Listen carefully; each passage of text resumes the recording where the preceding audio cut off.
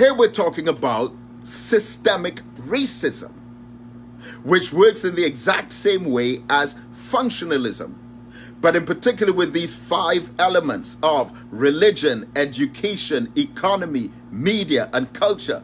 So it starts with the religion. So they gave us a false image of a blonde-haired, blue-eyed, white-skinned Jesus, when Jesus in truth and in fact was a black man from Northeast Africa.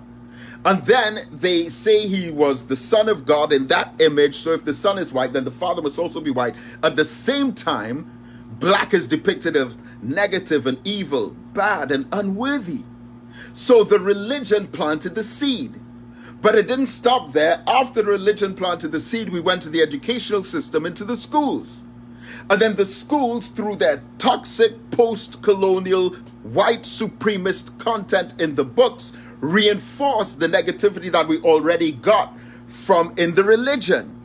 And then we read comprehension passages and exercises in books like First Aid in English and Student's Companion and comprehension books about black people poor and suffering and starving and hungry, and images of Africans bare-breasted, breastfeeding, bareback, covered in flies, and United Nations helicopter coming with aid. So it started with the religion saying God is white, the devil is black. Then you go to the school in the educational system, and then you learn a reinforcement of those principles and ideas of black inferiority and white supremacy. And then you go across to the economy, which, as a result of the racist thinking that was behind the idea of enslavement in the first place, you have social class segregation and stratification, and the rich ruling over the poor, and the borrower being a slave to the lender, and the masses of the black people living in ghettos, not being able to get loans from the banks, not being given equality of opportunity when it comes to any kind of financial matters.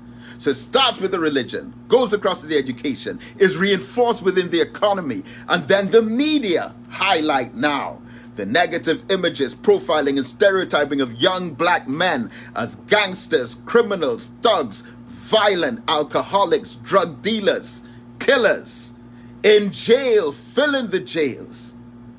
So this is institutionalized racism I'm talking about, and how it works. And then from the media, then goes to the culture. So now the talented young brother in the culture is going to put out an album, perform a song, create some kind of cultural entertainment product. But the culture that is going to be produced from his consciousness goes right back to the very beginning of the cycle of institutionalized racism, where from the religion he learned that God was white, the devil was black. Then in education he learned of the inferiority of Africa and African people, that all we ever were was savages and slaves in jungles. Then over into the economy he observes the segregation and the stratification and the ghettoization and the poverty of black people. Then he goes over to the media, which reinforces all of that in the religion, the education, and the economy. And now it's time for him to send out a message to his own people through entertainment and culture. And what he reflects now is all of the self-hatred and negativity and toxic, poisonous thinking about black people. And so when he sings his song, what do you expect to come out in the song? When he speaks about the black woman who is the queen of the planet Earth, mother of civilization and goddess of the universe, how do you think he's going to sing about her?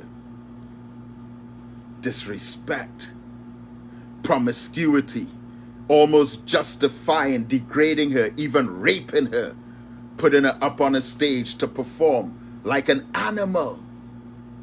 And now he's singing about smoking weed, taking drugs, shooting and killing, lining up on the block and spraying those niggers with a machine gun. But you see, the racism was not individual or isolated. It was institutionalized and systemic. So from one dimension of society, it filters over into the other until it produces a cycle. And now, after going through that grinding mill of systemic racism, now we're ready to become a father. But we end up as an absentee father, making children, not taking care of them, because we ourselves were poisoned in such a way that we're simply fulfilling the same old narrative of self-hatred and self-destruction.